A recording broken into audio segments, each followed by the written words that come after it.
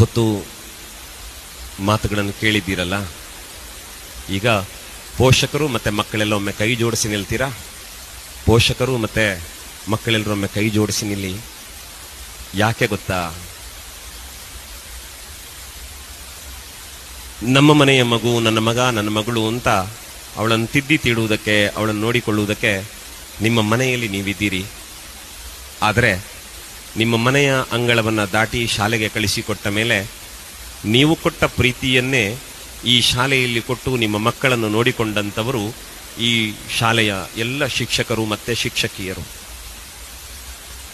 ಅದರ ಜೊತೆಗೆ ಶಾಲೆಯಲ್ಲೇನಾದರೂ ಪುಟ್ಟ ವ್ಯತ್ಯಾಸಗಳು ನಡೆದಾಗ ಟೀಚರಿಗೆ ಬೈಯುವಂಥವ್ರು ಅನೇಕರಿದ್ದಾರೆ, ಮಾಸ್ಟಿಗೆ ಬೈಯುವಂಥವ್ರು ಅನೇಕರಿರ್ತಾರೆ.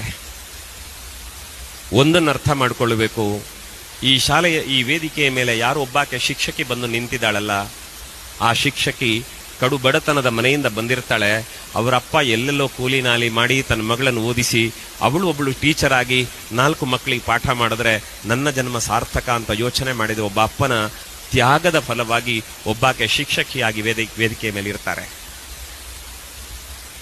ತನಗೆ ಹಾಕೊಳ್ಳಿಕ್ಕೆ ಒಳ್ಳೆ ಬಟ್ಟೆ ಬರೆ ಬಂಗಾರ ಯಾವುದೂ ಇಲ್ಲದೆ ಇದ್ರೂ ಕೂಡ ಅಲ್ಲಿಲ್ಲೋ ಕೆಲಸ ಮಾಡಿ ಮಗಳಿಗೊಂದು ಸೀರೆ ತೆಗೆದುಕೊಟ್ಟು ನನ್ನ ಮಗಳು ಓದ್ತಿದ್ದಾಳೆ, ಡಿಗ್ರಿ ಮಾಡ್ತಿದ್ದಾಳೆ, ಅವಳು TCH ಮಾಡ್ತಿದ್ದಾಳೆ, ಇನ್ನೇನೋ ಮಾಡ್ತಿದ್ದಾಳೆ ಅಂತ ಅವಳು ಶಿಕ್ಷಕಿಯಾಗಿ ಆಗುವ ಕನಸು ಹೊತ್ತು ಸಾಗುವಾಗ ಅವಳಿಗೊಂದು ಸೀರೆ ಕಷ್ಟಪಟ್ಟು ತಂದುಕೊಟ್ಟ, ಅವಳ ಕಾಲಿಗೊಂದು ಗೆಜ್ಜೆಯನ್ನು ಇಷ್ಟಪಟ್ಟು ತಂದುಕೊಟ್ಟ ಒಬ್ಬ ಅಮ್ಮನ ಮಗಳು ಈ ವೇದಿಕೆಯಲ್ಲಿ ಟೀಚರ್ ಆಗಿ ನಿಮ್ಮ ಮಕ್ಕಳಿಗೆ ಪಾಠ ಮಾಡ್ತಾರೆ.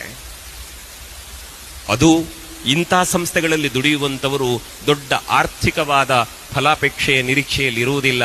ಸಿಕ್ಕಿದ್ರಲ್ಲಿ ಸಂತೃಪ್ತಿ ಪಟ್ಟು ಈ ಜಗತ್ತಿಗೆ, ಈ ನಾಡಿಗೆ ಆದರ್ಶಪ್ರಾಯರಾದ ಮಕ್ಕಳನ್ನು ಕೊಡಬೇಕು ಅನ್ನೋ ಶಿಕ್ಷಕರು ಇವತ್ತು ವೇದಿಕೆಯಲ್ಲಿದ್ದಾರೆ.